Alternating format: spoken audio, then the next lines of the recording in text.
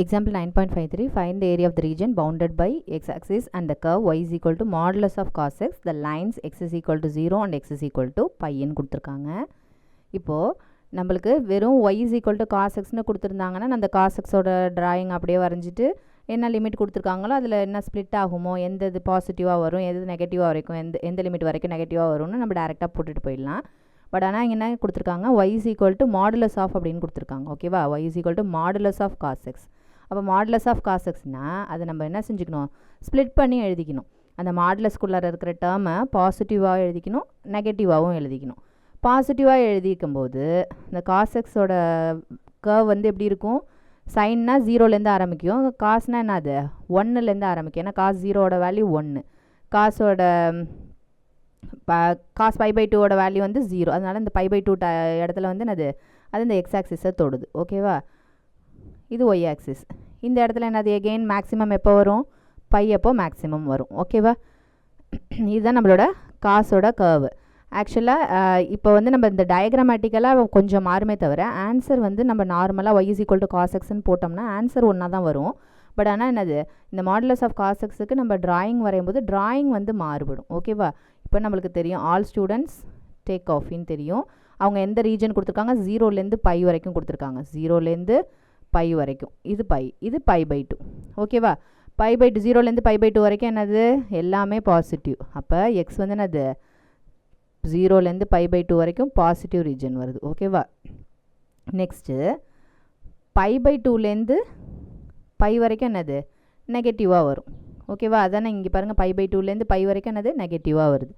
ஓகேவா, அப்போ இது வந்து மாடுலஸ்குள்ளே போட்டதுனால நம்ம என்ன செய்ய முடியாது, இந்த ட்ராயிங்கை வரைய முடியாது.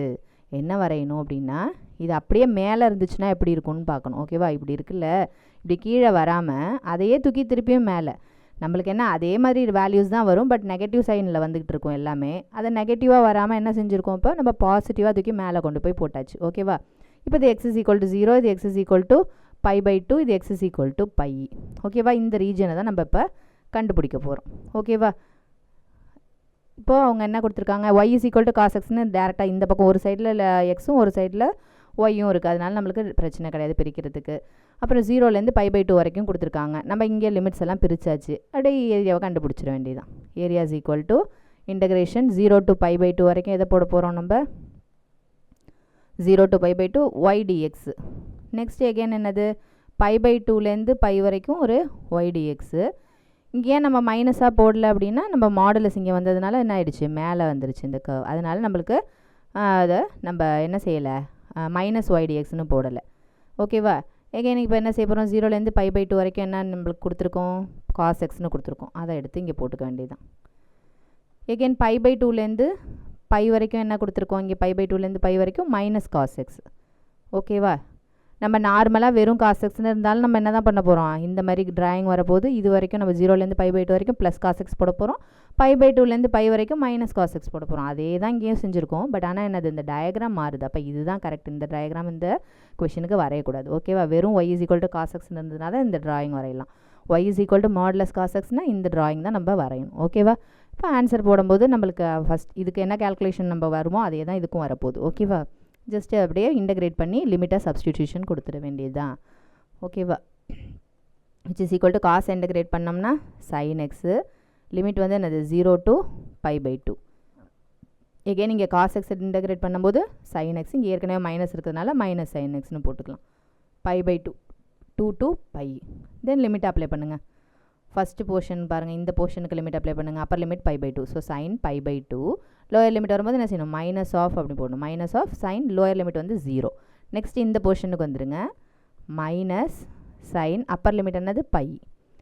லோயர் லிமிட் வரும்போது என்ன செய்யணும், மைனஸ் ஆஃப்னு போடணும். இங்கே ஏற்கனவே ஒரு மைனஸ் இருக்கிறதுனால minus into minus plus sine lower limit என்னது இங்கே எனக்கு π/2.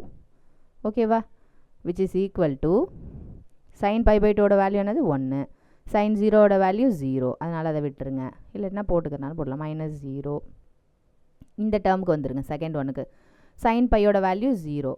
நெக்ஸ்ட்டு சைன் π/2ஓட வேல்யூ 1.